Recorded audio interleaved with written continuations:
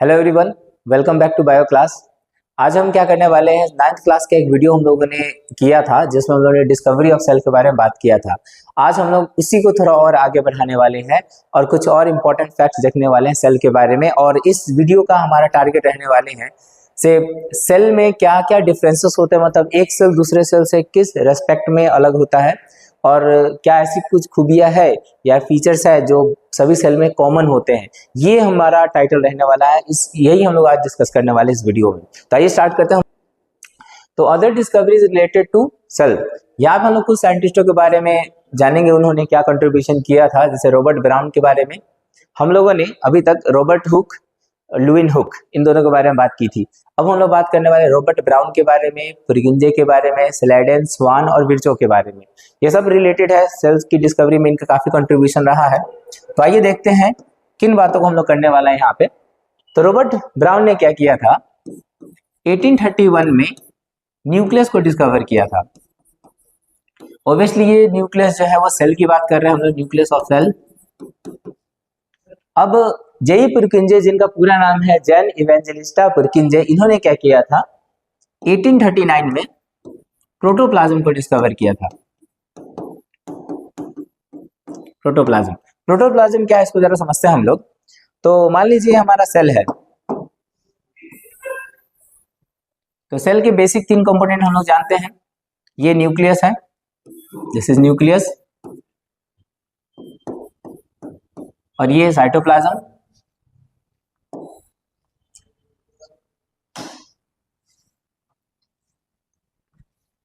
ये साइटोप्लाज्म। तो ये फ्लूइड फील्ड होते हैं। फ्लूइड फील्ड मतलब ये थोड़े लिक्विड ही होते हैं, ये लिक्विड होते हैं इसके अंदर, ये समझ सकते हैं। तो जेई पुरकिंजे ने क्या कहा, इन्हीं दोनों जगहों को कंबाइंडली उन्होंने क्या नाम दिया, उन्होंने नाम दिया प्रोटोप्लाज्म। इन दोनों जगहों को कंबाइंडली उन्होंने क्या नाम दिया, प्रोटोप्लाज्म। तो प्रोटोप्लाज्म को उन्होंने कैसे डिफाइन किया, तो प्रोटोप्लाज्म को उन्होंने डिफाइन किया, the fluid content of the cell. Cell के फ्लूइड कंटेंट को पुरकिंजे ने क्या कहा, प्रोटोप्लाज्म कहा। ठीक है, अब देखते हैं इसके बाद। तो हम लोगों ने ये देखा, रॉबर्ट ब्राउन ने क्या किया, न्यूक्लियस को डिस्कवर किया, फिर पुरकिंजे ने प्रोटोप्लाज्म नाम दिया। कब दिया, तो 1839 में। अब यहाँ जो 3 साइंटिस्ट है, स्लेडेन, स्वान और विर्चो, इन तीनों का कंट्रीब्यूशन रहा है सेल थ्योरी में। सेल थ्योरी पे उससे पहले हम लोग देखते हैं इन्होंने क्या किया था 1838 में, स्वान ने 1839 में और विर्चो ने 1855 में कंट्रीब्यूट किया था किस चीज को, सेल थ्योरी को। सेल थ्योरी को कंट्रीब्यूट किया था। हम लोग सेल थ्योरी जाने उससे पहले थोड़ा सा हम लोग एक बात माइक्रोस्कोप के बारे में करना चाहते हैं। जैसे कि हम लोग जानते हैं बायोलॉजी में काफी इंपॉर्टेंट इंस्ट्रूमेंट है माइक्रोस्कोप, जिससे हम लोग बहुत सारी सैंपल्स को देख सकते हैं, समझ सकते हैं, उनकी बायोलॉजी समझ सकते हैं, प्लांट्स के डिफरेंट सेल्स को, एनिमल के डिफरेंट सेल्स को। तो पहले एक नजर हम लोग देख लेते हैं माइक्रोस्कोप और उसकी एक हिस्ट्री के बारे में। तो हम लोग क्या देखते हैं यहाँ पे, वर्ल्ड में सबसे पहला माइक्रोस्कोप किसने बनाया था, कब बनाया था, इसकी उतनी रिटर्न जानकारी कहीं नहीं है। फिर भी जो हिस्टोरियंस को पता चला अभी तक से, हाँ, किसने पहला माइक्रोस्कोप बनाया होगा, तो एक साइंटिस्ट का नाम आता है यहाँ पे, जिसको हम लोग बोलते हैं जेकेराइस जानसे। इनका जन्म हुआ था 1585 में और इन्होंने बहुत अर्ली, काफी यंग एज में ही उन्होंने एक माइक्रोस्कोप बनाई थी जिसका नाम था सिरका। ये क्या था, ये फर्स्ट कंपाउंड माइक्रोस्कोप था, कंपाउंड माइक्रोस्कोप। जैसे कि यहाँ पे एक मॉडर्न कंपाउंड माइक्रोस्कोप का यह दिखा रखा है हम लोगों ने इमेज। अब इसको ना हम लोग लाइट भी कह सकते हैं, कंपाउंड भी कह सकते हैं। रीजन बिंग, यहाँ पे यूज जो होता है वो होता है लाइट के सहारे हम चीजों को देखते हैं, और क्योंकि यहाँ पे बहुत सारे पार्ट्स है इसीलिए हम इसे कंपाउंड भी बोलते हैं। तो वर्ल्ड की सबसे पहली माइक्रोस्कोप जो थी वो थी सिरका। ये वर्ल्ड की सबसे पहली कंपाउंड माइक्रोस्कोप थी जिसको बनाया गया था 1595 में किनके द्वारा, तो जेकरियस जानसे के द्वारा। अब इन्होंने जो बनाया था, ये जो माइक्रोस्कोप था काफी बेसिक माइक्रोस्कोप था, काफी बेसिक माइक्रोस्कोप था। ये 20 to 30 टाइम्स ही ऑब्जेक्ट को मैग्नीफाई कर सकता था, पर उस समय के हिसाब से ये मैग्निफिकेशन काफी ज्यादा था। तो इन्होंने क्या किया था, वर्ल्ड की सबसे पहली माइक्रोस्कोप को डिस्कवर किया था, या डिस्कवर करना गलत होगा, इन्वेंट किया था। अब यहाँ पे ना दो वर्ड है, डिस्कवर और इन्वेंशन, इसको थोड़ा एक बार हम लोग बात कर लेते हैं। और एक वर्ड है डिस्कवर और एक वर्ड है इन्वेंटेड या इन्वेंशन। इन्वेंशन तो देखेंगे, जो चीजें नेचर में पहले से मौजूद है उनके बारे में जानकारी लेके लोगों को बताना, ये होता है डिस्कवरी। जैसे कि लॉज ऑफ मोशन डिस्कवर किया जाता है, ग्रेविटेशनल फोर्स डिस्कवर किया जाता है, फ्रिक्शन डिस्कवर किया गया, जैसे डे और नाइट के होने के पीछे कारण, ये सब डिस्कवर किए जाते हैं, या किसी लैंड मास को डिस्कवर करना। लेकिन इन्वेंशन का मतलब होता है कोई चीज ऐसा है जो ह्यूमन मेड है, जो बनाया गया, जैसे कि ये स्मार्ट बोर्ड बनाया गया, जैसे क्लोथ बनाया गया, जैसे कि मोबाइल फोन बनाया गया, जैसे कैमरा बनाया गया, तो इनको बोला जाता है इन्वेंशन। जैसे रेडियो के इन्वेंशन, निकोला टेस्ला के द्वारा एसी करंट का इन्वेंशन, थॉमस एडिसन के द्वारा बल्ब का इन्वेंशन। तो ये सब जो होते हैं वो इन्वेंशन होते हैं डिस्कवर। डिस्कवरी का मतलब होता है टू आइडेंटिफाई लॉज, या जो भी चीजें नेचर में पहले से मौजूद है उनके बारे में बताना या दिखाना, ये होता है डिस्कवरी। और जो चीजें क्रिएट की जाती है वो होते हैं इन्वेंशन। ओके, तो हम लोग यहाँ पे बात कर रहे थे, माइक्रोस्कोप को इन्वेंट किया गया था 1595 में सबसे पहले जेकरियस जॉनसन के द्वारा, जिनका जन्म हुआ था 1585 में, तो काफी यंग एज में इन्होंने बना दिया था। और इस समय ये जो सिरका था ये मात्र 2 लेंसेज का यूज करता था, 2 लेंसेज वेर यूज्ड। काफी बेसिक माइक्रोस्कोप था, लेकिन इसे ऑब्जेक्ट जो थे वो कितने, तो 20 से 30 टाइम्स मैग्नीफाई हो जाते थे। आज हमारे पास क्या है, मॉडर्न जो टेक्नोलॉजी है, मॉडर्न माइक्रोस्कोप जो है, जैसे कि लाइट माइक्रोस्कोप। अगर हम इनकी बात करते हैं तो अच्छे लाइट माइक्रोस्कोप जो कि काफी आसानी से फ्लिपकार्ट और अमेजोन पे 10,000 के से नीचे ही मिल जाएंगे, ये करीबन क्या करते हैं, 2000 गुना मैग्नीफाई कर सकते हैं चीजों को, ये 2000 गुना मैग्नीफाई कर सकते हैं। अब एक और साइंटिस्ट है हमारे, यहाँ पे हम लोग एक और साइंटिस्ट के बारे में डिस्कस करना चाहेंगे। और इलेक्ट्रॉन माइक्रोस्कोप के बारे में पहले हम लोग समझ लें। इलेक्ट्रॉन माइक्रोस्कोप जो होते हैं ये चीजों को 2 लाख गुना बड़ा कर सकते हैं, मॉडर्न इलेक्ट्रॉन माइक्रोस्कोप। तो एक नजर हम लोग इलेक्ट्रॉन माइक्रोस्कोप की थोड़ी हिस्ट्री पे डालने वाले हैं। वो ऐसे, हम लोगों ने क्या किया है, ये देखा है अभी तक, इलेक्ट्रॉन माइक्रोस्कोप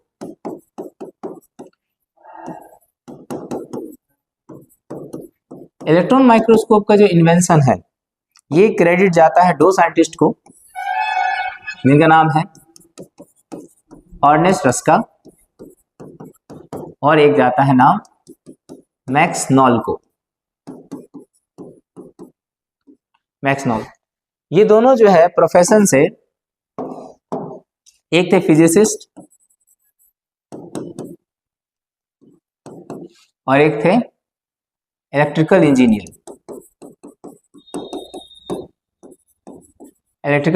थे। इन दोनों ने क्या किया था, इलेक्ट्रॉन माइक्रोस्कोप को क्रिएट किया था या इन्वेंट किया था। लेकिन इसके पीछे जो डिजाइन और जो कॉन्सेप्ट था, प्रिंसिपल था, वो सब किसका था, अर्नेस्ट रस्का का था। तो इन दोनों ने क्या किया था, world's first electron microscope invent किया था। World first electron microscope invented, ये कब हुआ था, तो ये हुआ था 1931 में। उस समय इसकी मैग्निफिकेशन जो थी वो कितनी थी, तो मात्र 1 लाख गुना। उस समय ये काफी बेसिक रूप में था, कब, तो 1931 में जब बनाया गया था, तो 1 लाख गुना फिर भी बहुत ज्यादा है ये। आज जो है वो हम लोग जैसे बात किए हैं, आज जो है वो कितना है, 2 लाख गुना बड़ा है, 2 लाख गुना टाइम्स चीजों को ये मैग्नीफाई कर सकता है। इसके बाद इन सब डिस्कवरीज के बाद एक और इंपॉर्टेंट पॉइंट आता है यहाँ पे,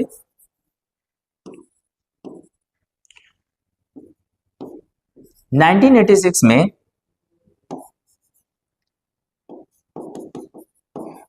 अर्नेस्ट रस्का को नोबेल प्राइज मिला था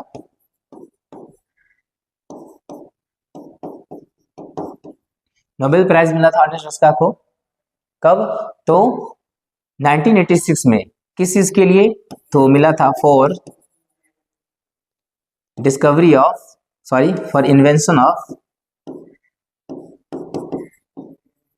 इन्वेंशन ऑफ इलेक्ट्रॉन माइक्रोस्कोप। अब क्योंकि ये मेन बॉडी थे इस सारे इन्वेंशन के पीछे, इसीलिए इनको मिला था। आगे चल के कुछ सालों बाद क्या हुआ था, बाकी जो साइंटिस्ट थे उनको भी इस नोबेल प्राइज का 50% प्राइज मिला था। अब क्या था, 1940 में इसको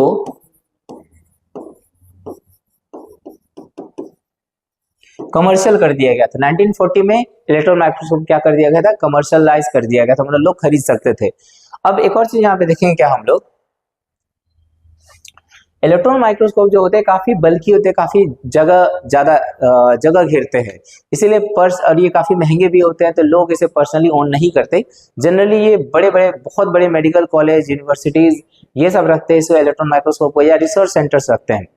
और लाइट माइक्रोस्कोप जो होते हैं या कंपाउंड माइक्रोस्कोप जो होते हैं इजी टू कैरी होते हैं, ज्यादा बड़े होंगे तो ये 1 फीट 1.5 फीट तक के ही बड़े होते हैं और काफी सस्ते होते हैं। ये कई जगह हम लोगों ने काम किया वहाँ स्कूलों में, तो ये 3000-4000 तक के रेंज में भी आते हैं। वहां पर भी हम लोगों ने बच्चों को दिखाया है माइक्रोस्कोप के थ्रू। तो लाइट माइक्रोस्कोप या कंपाउंड माइक्रोस्कोप काफी इजी होते हैं, इजी टू कैरी होते हैं और काफी कॉस्ट इफेक्टिव भी होते हैं। तो हम लोग इससे भी काफी सारे सैंपल्स देख सकते हैं। इसी वीडियो के कुछ लास्ट स्लाइड में हम लोग देखें कुछ साइज कंपैरिजन से किन मटेरियल्स को या ऑब्जेक्ट्स को हम लोग लाइट माइक्रोस्कोप के अंदर देख सकते हैं और किन को इलेक्ट्रॉन माइक्रोस्कोप के अंदर देख सकते हैं, और कुछ ऐसी भी चीजें हैं जो इलेक्ट्रॉन माइक्रोस्कोप से भी पॉसिबल नहीं है देखना। तो हम लोग डिस्कस करेंगे उसके बारे में। आगे बढ़ते हैं हम लोग। अब हम लोग एक टॉपिक डिस्कस कर रहे हैं यहाँ पे जिसको हम लोग बोलते हैं सेल थ्योरी। सेल थ्योरी एक काफी इंपॉर्टेंट कॉन्सेप्ट है, इसे समझना भी जरूरी है। तो हम लोग देखेंगे क्या, हम लोगों ने जो बात की थी उसे और डिटेल हम लोग बात करते हैं। मैथियस स्लेडन जो थे, इन्होंने क्या किया था, ये क्या थे, एक बॉटनिस्ट थे। तो इन्होंने क्या किया था, 1838 में एक स्टेटमेंट दिया था, say all plants are made up of cells. इनका स्टेटमेंट था। मतलब मैथियस स्लेडन जो थे वो एक बॉटनिस्ट थे और इन्होंने क्या किया था, स्टेटमेंट दिया था कि सभी प्लांट जो होते हैं वो सेल से बने होते हैं।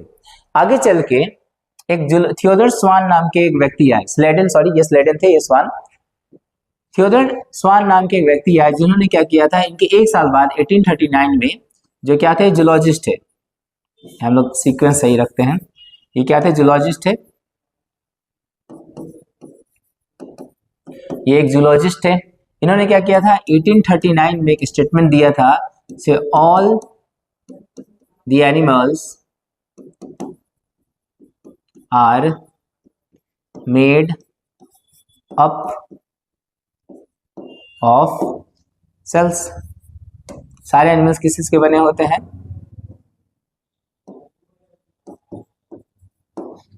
सेल्स। तो क्योंकि ये जूलॉजिस्ट थे, ये एनिमल्स के बारे में स्टडी करते थे, तो इन्होंने बताया 1839 में से सारे एनिमल्स किस चीज से बने होते हैं, सेल से बने होते हैं। तो इन दोनों को कंबाइनली हम लोग एक बात ये बोल सकते हैं, इनके स्टेटमेंट को और इनके स्टेटमेंट को दोनों कंबाइन करें, अगर हम लोग एक इकट्ठा करें तो एक बात हम लोग बोल सकते हैं, all living organisms are made up of cells. और यही है सेल थ्योरी। सेल थ्योरी हमें इस बात को बताती है कि सभी लिविंग ऑर्गेनिज्म जो होते हैं वो किससे बने होते हैं, सेल से बने होते हैं। आज इस बातों को कोई भी जो बच्चा बायोलॉजी पढ़ रहा वो बड़ी भांति जानता है, सभी लिविंग ऑर्गेनिज्म किसके बने होते हैं, सेल के बने होते हैं। पर कहीं ना कहीं हिस्ट्री में कोई रहे होंगे जो इस बात को प्रूफ किए होंगे, जो इन बातों को लेकर आए होंगे से हाँ प्लांट जो होते हैं वो सेल से बने होते हैं, एनिमल जो होते हैं सेल से बने होते हैं। तो कंबाइनली हम ये बोल सकते हैं all living organisms are made up of cells. This is cell theory, यही सेल थ्योरी है। अब आगे चल के रुडोल्फ विर्चो ने, जो क्या थे, एक फिजिशियन थे, फिजिशियन, इन्होंने क्या किया था 1855 में ये बताया था एडेड इन सेल थ्योरी। इन्होंने क्या किया था एडेड इन सेल थ्योरी। क्या बात ऐड की थी इन्होंने, तो इन्होंने ऐड की थी new sales arise from pre existing cells. इन्होंने ये बात ये बताई थी से जितने भी नए सेल्स होते हैं वो पहले से मौजूदा सेल से ही आते हैं। एग्जाम्पल के तौर पे मान लीजिए हम लोग क्या करते हैं, हाथ में कहीं कट लग जाता है, अगर हाथ में कट लगता है तो वो स्किन की जगह स्किन ही आता है, ना कि नाखून जमते हैं, ना कि बाल उगते हैं। अगर हमारी हड्डियां फ्रैक्चर हो जाए तो जब हम लोग प्लास्टर करते हैं तो हड्डियों की जगह हड्डी ही आती है। अगर हम अपने बाल काटे तो बाल ही आते हैं, नाखून काटे तो नाखून ही आते हैं। तो कहने का मतलब यही है, जो भी नए सेल आते हैं वो पहले से मौजूदा सेल से ही बनते हैं। तो यही स्टेटमेंट जो था किनका था, एक रुडोल्फ विर्चो का था। रुडोल्फ विर्चो के बारे में एक और इंटरेस्टिंग बात ये है, एक बीमारी होती है जिसे हम लोग बोलते हैं ल्यूकेमिया।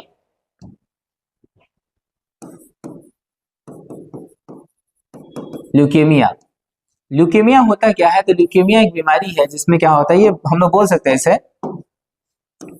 ये क्या होता है, एक ब्लड कैंसर होता है। Blood cancer that starts in the bone marrow। Leukaemia एक ब्लड कैंसर है जो कि बोन मैरो में स्टार्ट होता है। इस बात को बताने वाले जो सबसे पहले साइंटिस्ट है, ठीक है, वो कौन थे, तो वो थे रुडोल्फ विर्चो।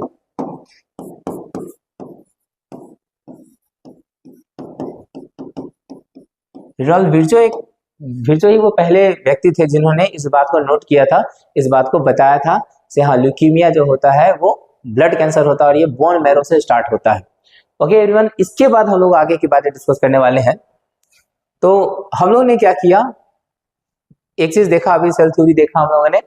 इसके बाद एक सवाल ये है, are all the cells alike, क्या सभी सेल एक जैसे होते हैं? तो इसका आंसर है नहीं, सभी सेल एक जैसे नहीं होते। जैसे प्लांट के सेल अपने जैसे होते हैं, उनके जैसे प्लांट के जैसे एनिमल सेल कुछ अलग होते हैं, बैक्टीरिया के सेल अलग होते हैं, यीस्ट के सेल अलग होते हैं, मशरूम के सेल अलग होते हैं। तो कहने का मतलब ये सभी सेल जो होते हैं एक दूसरे से अलग अलग होते हैं, पर ये कितने सेंसेस में अलग होते हैं, तो ये बेसिकली 3 सेंस में अलग होते हैं। जैसे अगर हम एक एग्जांपल देते हैं, अगर एक एलिफेंट के बॉडी में नंबर ऑफ सेल्स काउंट करें और एक चूहे के बॉडी में नंबर ऑफ सेल काउंट करें तो हमें फर्क मिलेगा। चूहे की बॉडी में कम नंबर ऑफ सेल होंगे, एलिफेंट की बॉडी में ज्यादा नंबर ऑफ सेल होंगे। तो नंबर के बेसिस पे जो सेल्स है ऑर्गेनिज्म के अंदर वो अलग अलग है, साथ ही साथ शेप के बेसिस में अलग है, साइज के बेसिस पे अलग है सेल्स। तो इन्हीं बातों को हम लोग देखने वाले हैं। अब अगर हम लोग गौर करें तो डिफरेंसेस सेल में कितने हैं, तो 3 सेंसेस में सेल डिफरेंट है। सेल जो है वो नंबर के बेसिस पे डिफरेंट है, अलग अलग नंबर ऑफ सेल्स हो सकते हैं किसी के अंदर, ठीक है। तो नंबर के बेसिस पे हम लोग ऑर्गेनिज्म को यूनिसेलुलर और मल्टीसेलुलर बोल सकते हैं। डिफरेंट शेप्स भी पाए जाते हैं, डिफरेंट साइजेस के सेल भी पाए जाते हैं। तो आइए एक एक करके हम लोग यहाँ बात करते हैं। ओके एवरीवन, अब हम लोग देखने वाले हैं से नंबर ऑफ सेल के बेसिस पे ऑर्गेनिज्म को हम लोग कैसे बांटे हुए। तो हम लोग 2 तरीके से बांटे हुए हैं ऑर्गेनिजम्स को, यूनिसेलुलर ऑर्गेनिजम्स और मल्टीसेलुलर ऑर्गेनिज्म। एग्जांपल हम लोग कुछ कर लेते हैं यहाँ पे। एग्जांपल की बात हम लोग करते हैं तो bacteria, amoeba,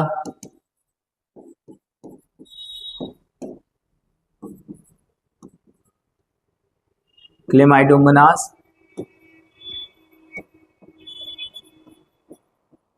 euglena and so on, बहुत सारे ऐसे और भी है।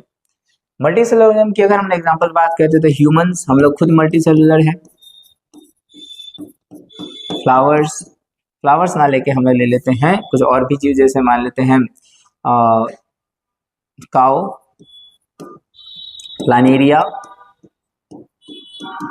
कस्क्यूटा,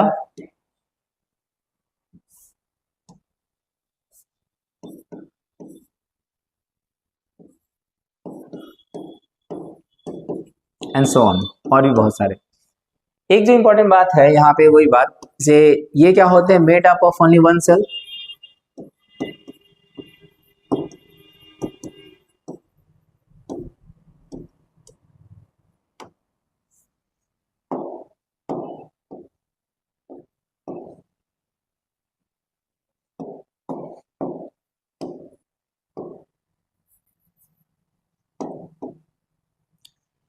ये क्या होते हैं, तो सिर्फ एक सेल से बने होते हैं, वन सेल।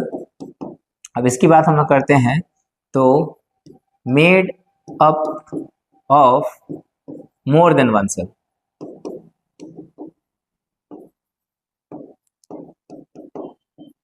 एक सबसे इंपॉर्टेंट बात क्या है यूनिसेलुलर और मल्टीसेलुलर में, तो मल्टीसेलुलर में डिवीजन ऑफ लेबर पाया जाता है और यूनिसेलुलर में डिवीजन ऑफ लेबर नहीं पाया जाता। मतलब क्या है यहाँ पे हम लोग देखेंगे थोड़ा, division of labour is not seen, इसमें नहीं देखा जाता। अब इनमें क्या होता है, मल्टीसेलुलर में देखा जाता है।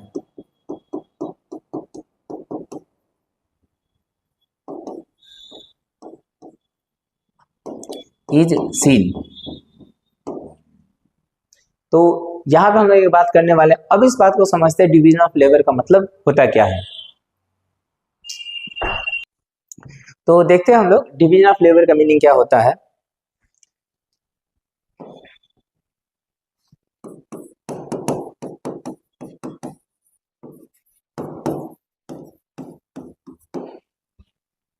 देखिए वर्ड के हिसाब से अगर हम लोग देखें यहाँ पे डिवीजन ऑफ लेबर, तो लेबर का अर्थ होता है काम, वर्क, और डिवीजन का मतलब उसे बांट देना। अगर कोई ऑर्गेनिज्म ऐसा है जो अपने कामों को बांट के करता है, जैसे मूवमेंट के लिए हम अपने पैरों का इस्तेमाल करते हैं, चीजों को पकड़ने के लिए अपने हाथों का इस्तेमाल करते हैं, खाने को पचाने के लिए हमारे पास डाइजेस्ट सिस्टम है, इसमें अलग अलग सेल्स ग्रुप करके टिश्यू ऑर्गन सिस्टम बनाए हुए हैं, सांस लेने के लिए रेस्पिरेटरी सिस्टम, फिर बीमारियों से लड़ने के लिए इम्यून सिस्टम। तो हम ये देखते हैं जो मल्टी सेलुलर ऑर्गेनिजम्स होते हैं, जैसे मान लेते हैं ये एक यूनिसेलुलर ऑर्गेनिज्म है, अमीबा, अमीबा है ये, और एक मल्टी सेलुलर ऑर्गेनिज्म है कोई प्लानेरिया, या कोई दूसरा एग्जांपल हम लोग अपना ले लेते हैं ह्यूमन,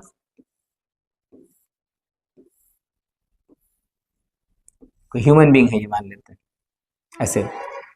तो हम ये देख रहे हैं से एक ह्यूमन ये है,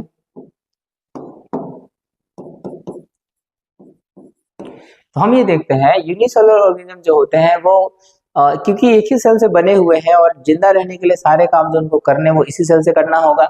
जैसे अमीबा जो है ये क्या करेगा, ये अकेला अमीबा ही न्यूट्रिशन करेगा, रेस्पिरेशन करेगा, ट्रांसपोर्टेशन भी यही करेगा, एक्सक्रीशन भी यही करेगा, एंड सो ऑन। तो बहुत सारे फंक्शन ये अकेला एक सिंगल सेल को ही करना होगा। पर अगर हम ह्यूमन की बात करते हैं तो न्यूट्रिशन वाला पार्ट जो है हमारा वो डाइजेस्टिव सिस्टम कराएगा, डाइजेस्टिव सिस्टम शॉर्ट में हम लोग लिख रहे हैं। ट्रांसपोर्टेशन तो ब्लड सर्कुलेटरी सिस्टम, BCS मतलब ब्लड सर्कुलेटरी सिस्टम, ये करेगा। उसके बाद हम बात करते हैं यहाँ पे ट्रांसपोर्टेशन के बाद रेस्पिरेशन, तो हमारा रेस्पिरेटरी सिस्टम। उसके बाद हम लोग बात करते हैं एक्सक्रीशन का, या दूसरी बात करते हैं हम लोग, जैसे कोई काम एक हम लोग नाम लेके चलते हैं, जैसे रिप्रोडक्शन तो रिप्रोडक्टिव सिस्टम, थिंकिंग के लिए हमारा नर्वस सिस्टम, कोई चीज को समझना हो करना हो तो नर्वस सिस्टम, यहाँ पे थिंकिंग के लिए कोई चीज सोच समझ के हम लोग कर रहे हैं तो ये हमारा नर्वस सिस्टम, नर्वस सिस्टम। तो हम ये देख रहे हैं हमारी बॉडी में अलग अलग वर्क, जैसे न्यूट्रिशन डाइजेस्टिव सिस्टम से, ट्रांसपोर्टेशन ब्लड सर्कुलेटरी सिस्टम से, respiration respiratory system, thinking nervous system. तो हमारी बॉडी में अलग अलग ग्रुप ऑफ सेल्स है, जो खास काम को करते हैं। अगर हम ह्यूमन से ना समझ पा रहे हो अगर, तो ह्यूमन, इसे और भी एक एग्जांपल समझाते हैं। मान लेते हैं ये एक मल्टी सेलुलर ऑर्गेनिज्म है कोई, जिसके अंदर बहुत सारे सेल्स हैं। तो कुछ सेल हम लोग बना रहे हैं यहाँ पे।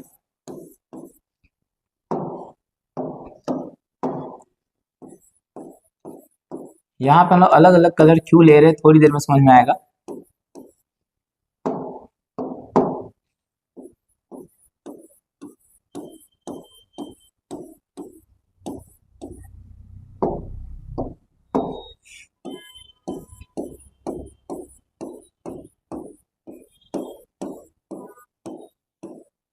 मान लेते हैं कोई मल्टी सेलुलर ऑर्गेनिज्म है, और इसके ये जो जितने भी हम लोग यहाँ पे बनाए हुए हैं सर्कल्स, ये सब रिप्रेजेंट करे इसके सेल्स को। तो हम ये बताना चाहते हैं ये जो पार्ट्स है, जैसे ये जो ग्रुप ऑफ सेल्स है, ये क्या करेंगे, ये वर्क ए करेंगे, ये वर्क बी करेंगे, ये कोई वर्क सी करेंगे, ये जो पिंक वाले हैं ये वर्क सी करेंगे, और ये जो है ग्रीन वाले ये वर्क डी करेंगे। तो कहने का मतलब ये है, क्योंकि यहाँ पे बहुत सारे नंबर ऑफ सेल्स है, तो कुछ नंबर ऑफ सेल्स जो है ग्रुप कर जाएंगे और एक खास काम करने लगेंगे। तो मतलब एक क्या किए, वर्क को बांट दिए। तो वर्क को बांटने से क्या होगा, बहुत सारा इफिशिएंटली वर्क होगा। एग्जांपल के तौर पे हम लोग बात करते हैं यहाँ पे यूनिसेलुलर और मल्टीसेलुलर में जो इफिशियंसी ऑफ वर्क है, इफिशियंसी ऑफ वर्क का मतलब हुआ कोई काम को कितना बढ़िया तरीके से किया जा सकता है। अगर कोई सिंगल सेल है वो और एक मल्टी सेल है वो, जैसे इसके बगल में एक हम लोग सिंगल सेल बनाते हैं यहाँ पे, जैसे ये कोई सिंगल सेल है, इसे भी सारे वर्क करने हैं, इसे वर्क ए भी करना है, इसे वर्क बी भी करना है, वर्क सी और वर्क डी भी इसे करना है। तो वर्क सी का एक एग्जांपल लेके चलते, वर्क सी का कौन सा ऑर्गेनिज्म वर्क सी को बढ़िया कर पाएगा, तो जाहिर सी बात है ये कर पाएगा। इसको समझने के लिए एक एग्जांपल हम और देना चाहेंगे, जैसे कि मान लेते हैं एक आसान एग्जांपल, दो टीचर्स है, teacher A and teacher B, दोनों जो है वो मैथ पढ़ाते हैं, ये मैथ पढ़ाते हैं और ये भी मैथ्स पढ़ाते हैं। लेकिन टीचर ए जो है वो साइंस भी पढ़ाते हैं, टीचर ए जो है वो एसएसटी भी पढ़ाते हैं, सोशल साइंस या सोशल स्टडीज, और टीचर ए जो है वो हिंदी भी पढ़ाते हैं, संस्कृत भी पढ़ाते हैं और उर्दू भी पढ़ाते हैं। मतलब मल्टी टैलेंटेड टीचर है भाई, ये सभी सब्जेक्ट पढ़ाते हैं। और टीचर बी जो है वो सिर्फ मैथ पढ़ाते हैं। तो हम ये देख रहे हैं मैथ टीचर ए भी पढ़ाते हैं, मैथ टीचर बी भी पढ़ाते हैं। अगर हम एक अनुमान लगाए यहाँ पर इन डाटा को देख के, मैथ कौन बढ़िया पढ़ाते होंगे, तो एक सिंपल एग्जांपल ये है, टीचर बी बढ़िया पढ़ाते हैं, क्योंकि इनका सारा दिमाग जो वो मैथ पे लगता होगा। टीचर ए जो है वो बाकी सभी सब्जेक्ट पे भी उनको कमांड करना है, इसीलिए वो किसी एक सब्जेक्ट को बढ़िया से ध्यान नहीं दे पाएंगे जितना वो अकेले सिर्फ मैथ पे ध्यान दे पाएंगे। तो टीचर बी जो है वो बढ़िया मैथ पढ़ाते होंगे। तो वही हम यहाँ कहना चाह रहे हैं, से अगर कोई वर्क है जो क्या किया जा रहा है, यूनिसेलुलर और मल्टीसेलुलर दोनों ऑर्गेनिज्म के द्वारा किया जा रहा है, जैसे वर्क सी के एग्जांपल हम ले लेते हैं न्यूट्रिशन का। अगर एक अमीबा जो है वो न्यूट्रिशन कर रहा है और एक मल्टीसेलुलर ऑर्गेनिज्म न्यूट्रिशन कर रहा है, तो इफिशियंसी जो है उसको बढ़िया से न्यूट्रिशन करने की जो क्षमता है वो किसमें होगी, ज्यादा, मल्टीसेलुलर ऑर्गेनिज्म में ज्यादा होगी। आई होप सबको ये बात समझ में आया हो। अब हम लोग बढ़ते हैं आगे नेक्स्ट। इसके बाद हम लोग बात करने वाले हैं शेप के बारे में। तो इस स्लाइड से हम लोग समझते हैं, पहले तो शेप का मतलब समझ लेते हैं हम लोग, शेप क्या होता है। शेप का मीनिंग होता है design of the outer boundary. Outer boundary का जो डिजाइन होता है उसी को हम लोग क्या बोलते हैं, शेप बोलते हैं। एग्जांपल के तौर पे हमारी बॉडी में more than 200 different type of cells है। कुछ के एग्जांपल यहाँ दे रखे हैं, जैसे कि हम लोग बात करें अपने नर्व सेल के बारे में या न्यूरॉन्स के बारे में, तो दे रहे हैं कैसे ये निकले निकले प्रोजेक्टेड स्ट्रक्चर्स है। अगर हम लोग अपने ब्लड के बारे में बात करते हैं तो ये क्या होते हैं, बाइकनकेव शेप के होते हैं। बाइकनकेव शेप का मतलब होता है, अगर ऊपर से देखें तो डिस्क लाइक होगा, अगर हम उसके साइड से देखें तो ऐसे होंगे, ये ऐसे होगा, मतलब बीच में दबा होगा और साइड साइड से थोड़ा खुला होगा। तो बाइकनकेव शेप का ये होता है। व्हाइट ब्लड सेल थोड़े बहुत इरेगुलर शेप के होते हैं, बोन सेल्स। फिर हमारे इंटेस्टाइन के वाल्स में ऐसे सेल होते हैं। फीमेल के ओवम और मेल के स्पर्म्स ऐसे होते हैं। तो हम लोग यहाँ बस ये देखना चाहते हैं और ये बताना चाहते हैं जो सेल्स होते हैं वो डिफरेंट डिफरेंट शेप्स के हो सकते हैं। कुछ के एग्जांपल ये है, ह्यूमन सेल को लेकर हम लोग बात कर सकते हैं। नेक्स्ट हम लोग बात करते हैं size of cell. Size of cell का मतलब ये हो गया, आप साइज का हम लोग पहले मीनिंग क्लियर कर लेते हैं। साइज का मीनिंग होता है हाउ बिग और हाउ स्मॉल, कोई चीज कितना बड़ा या कोई चीज कितना छोटा है। साइज का मतलब होता है हाउ बिग और स्मॉल एन ऑब्जेक्ट या कोई सेल इज, ये होता है साइज का मतलब। तो साइज के हिसाब से भी जो सेल होते हैं वो काफी अलग अलग होते हैं। देखते हैं यहाँ पे हम लोग,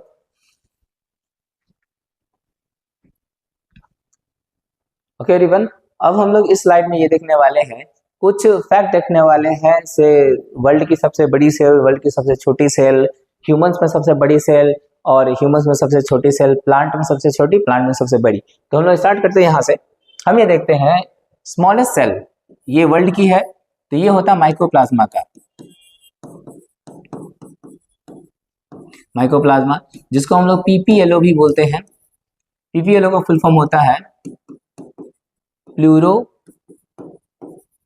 निमोनिया लाइक ऑर्गेनिज्म, हम लोग शॉर्टकट यूज करेंगे ORG, ऑर्गेनिज्म। अगर हम लोग लार्जेस्ट सेल की बात करते हैं तो ये ऑस्ट्रिच एग होता है। ऑस्ट्रिच एग, एक फन फैक्ट, एक ऑस्ट्रिच एग को अगर हम तोड़ते हैं तो उसके अंदर जितना कंटेंट होता है वो 125 चिकन एग्स के बराबर होता है। तो ये लगभग लगभग 125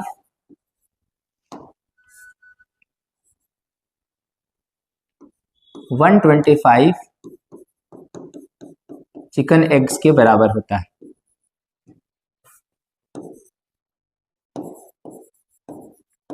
ओके, अब हम बात करते हैं लॉन्गेस्ट सेल की। लॉन्गेस्ट सेल में याद रखेंगे, अगर हम प्लांट की बात करें तो प्लांट की बॉडी में लॉन्गेस्ट सेल जो होता है जाइलम सेल। जाइलम सेल जो कि जाइलम टिश्यू का एक पार्ट है। और अगर हम लोग क्या करते हैं, एनिमल सेल की बात करते हैं, एनिमल बॉडी की बात करते हैं, तो एनिमल में होता है न्यूरॉन।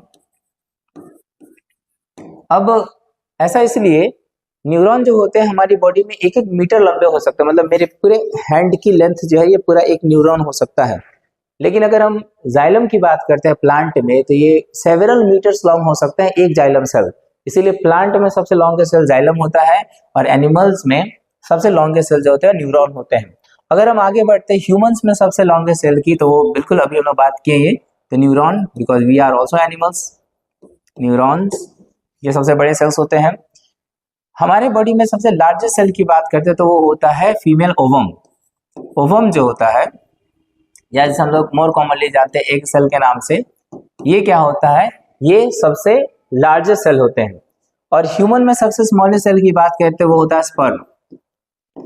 और स्पर्म के बाद हम लोग बात करते हैं, स्पर्म अगर ना हम कंसीडर करें, कुछ और कंसीडर करें स्पर्म के अलावे और, तो नेक्स्ट जो होता है वो होता है आरबीसी।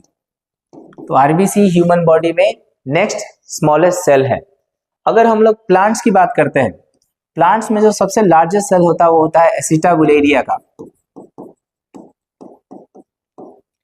ये क्या होते हैं एसिटाबुलेरिया, ये एक ग्रीन अलगी होते हैं और ये यूनिसेलुलर भी होते हैं, ये यूनिसेलुलर होते हैं। ओके, अगर हम लोग क्या बात करते हैं, स्मॉलेस्ट सेल की बात करते हैं, तो ये जो स्मॉलेस्ट सेल का जो प्लांट में है वो है डकविड्स ऑफ जीनस वुल्फिया। वुल्फिया एक जीनस का नाम है जिसमें डकविड्स पाए जाते हैं। वो वर्ल्ड में प्लांट में सबसे छोटे सेल्स होते हैं। इसके कुछ पिक्चर्स हैं हम लोग के पास, वो देखेंगे हम लोग।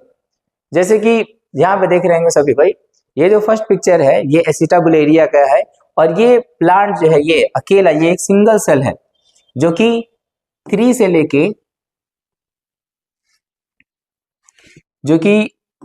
से लेके 5 सेंटीमीटर लॉन्ग हो सकता है एक सिंगल सेल। तो एसिटाबुलेरिया ये प्लांट में सबसे बड़े सेल्स है। और ये जो हम लोग देख रहे हैं यहाँ पे एक एक जो स्ट्रक्चर यहाँ देख रहे हैं, ये क्या है, यही है डकविड्स, डकविड्स ऑफ जीनस वुल्फिया। अब ये जो है ना एक सेल नहीं है, ये एक प्लांट है, इसके अंदर और बहुत छोटे छोटे क्या है, सेल्स है।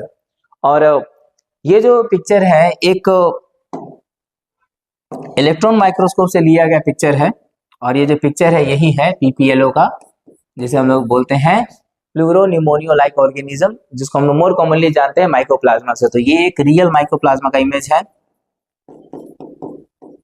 माइकोप्लाज्मा, जिसका जो साइज है वो है 0.1 माइक्रोमीटर, जिसे हम लोग म्यू मीटर से रिप्रेजेंट करते हैं, जिसकी वैल्यू अगर कोई किसी को पता हो तो 10⁻⁻6 मीटर। 1 माइक्रोमीटर जो होते हैं ये 10⁻⁻6 मीटर का होता है। इसका एक अर्थ बताते हैं, अगर हम लोग 1 मीटर लंबाई को, इसी पे बता रहे हैं हम लोग, देंगे, मान लेते हैं से ये 1 मीटर लंबाई है, अगर इसे हम क्या करते हैं, बांटते हैं, डिवाइड करना स्टार्ट करते हैं, तो अगर इसके हम 10 लाख पीसेस करते हैं, उनमें से एक पीस का जो साइज होगा वही होता है 1 माइक्रोमीटर, और ये अभी भी कितने हैं, 0.1 माइक्रोमीटर, मतलब 1 करोड़ हिस्सा कर दो उसका, फिर उसमें से एक पार्ट। ओके, एक इंटरेस्टिंग स्लाइड और है हम लोग के पास, वो देखेंगे, size comparison of different cells. यहाँ पे अगर हम बात करते हैं तो ये जो एक इमेज है ये बताया फ्रॉग सेल का, फ्रॉग के एक एग सेल का फिगर है वो, जो कि 1 मिलीमीटर लेंथ का होता है, तो हम अपनी नंगी आंखों से भी देख सकते हैं, ह्यूमन एग को भी देख सकते हैं, और पॉलन ग्रेन को भी देख सकते हैं। तो ये ना डस्ट की तरह फील होंगे, लेकिन अगर हम इसके बाद आते हैं, जैसे 100 माइक्रोमीटर से नीचे की तरफ आ रहे होते हैं, तो प्लांट्स एंड एनिमल सेल इसमें बिलोंग करते हैं। 10 माइक्रोमीटर के लगभग ये प्लांट और एनिमल सेल आ जाते हैं, और फिर जब हम और नीचे आते हैं तो हम माइक्रोमीटर में जाएंगे, तो हमें रेड ब्लड सेल को देखेंगे, माइटोकॉन्ड्रिया को देखेंगे, स्मॉल पॉक्स के वायरस को, फ्लू वायरस को, ये सब ऐसे जो लगभग हम देख सकते हैं बढ़िया से लाइट माइक्रोस्कोप से। लेकिन अगर इससे भी और नीचे आते, छोटे होते चले जाते हैं, जैसे कि पोलियो वायरस, प्रोटीन, फैट्स और बकमिस्टर फ्लोरेंस का स्ट्रक्चर, तो हम देख सकते हैं इसे इलेक्ट्रॉन माइक्रोस्कोप से। पर इलेक्ट्रॉन माइक्रोस्कोप भी फेल हो जाता है देखने में जब हम एटॉमिक साइज की बात करते हैं। ये है 0.1 नैनोमीटर। 0.1 नैनोमीटर को अगर हम और तोड़ते हैं तो ये हो जाएंगे 1 नैनोमीटर जो होता है, 1 नैनोमीटर ये होता है अराउंड 10⁻⁻9 मीटर के, और 0.1 है, इसका मतलब इसमें ये है 0.1 नैनोमीटर का मतलब हो गया 10⁻⁻10 मीटर, जो कि एंगस्ट्रम में चला जाता है। ए के ऊपर हम लोग 1 डिग्री लगा देते हैं, ये एंगस्ट्रम बोलते हैं इसे। अब ये जो साइज है ये एटॉमिक साइज है, अगर हम न्यूक्लियर साइज पे जाए तो ये 10⁻⁻15 चला जाता है, जो कि काफी ज्यादा बियॉन्ड हो जाता है। तो ओके एवरीवन, यहाँ तक सबको समझ में आया होगा। अब हम लोग एक कुछ लास्ट क्वेश्चन के तौर पे करते हैं, इस वीडियो में एंड हम लोग पहुंच रहे हैं। तो एक सवाल यहाँ पे ये है, क्या सभी सेल के पास कुछ ऐसी भी चीजें जो सब में कॉमन हो? तो बिल्कुल ऐसी 3 चीजें हैं, इसका आंसर है यस। इसका आंसर है यस, बिल्कुल ऐसी 3 चीजें हैं जो सभी सेल में कॉमन होती है। वो 3 चीजें क्या क्या हम लोग बात करते हैं यहाँ पे, जैसे सेल मेम्ब्रेन, सभी सेल के पास सेल मेम्ब्रेन होता है, सभी सेल के पास साइटोप्लाज्म भी होता है, और सभी सेल के पास जेनेटिक मटेरियल होता है, जिसको हम लोग अगले वीडियो में कवर करने वाले हैं, जिसका नाम है पार्ट्स ऑफ सेल। वहां पे हम लोग इन तीनों के बारे में काफी डिटेल समझने वाले हैं, और वहां पे हम लोग और भी इंपॉर्टेंट कुछ डिस्कशन करेंगे, जैसे प्रोकैरियोटिक सेल, यूकैरियोटिक सेल, फिर और भी बहुत सारे इंटरेस्टिंग स्ट्रक्चर जैसे कि क्रोमेटीन, क्रोमोसोम, डीएनए, जीन, इन सब के बारे में बात करने वाले हैं। तो वीडियो का अगर अच्छा लगा हो सभी को तो चैनल को सब्सक्राइब करें, और काफी चैनल को प्यार मिल रहा है, इसके लिए सभी को थैंक यू। होप हम लोग की मेहनत ऐसी ही जारी रहेगी और अच्छे अच्छे कंटेंट हम लोग लाते रहेंगे। वीडियो में जो चीज अच्छी लगी हो do tell me in the comment section, और जो भी शिकायत हो वीडियो से या कुछ चीजें इंप्रूव करनी चाहिए हमको, वो जरूर बताएं कमेंट सेक्शन में। आपके कमेंट का इंतजार रहेगा। Thank you everyone.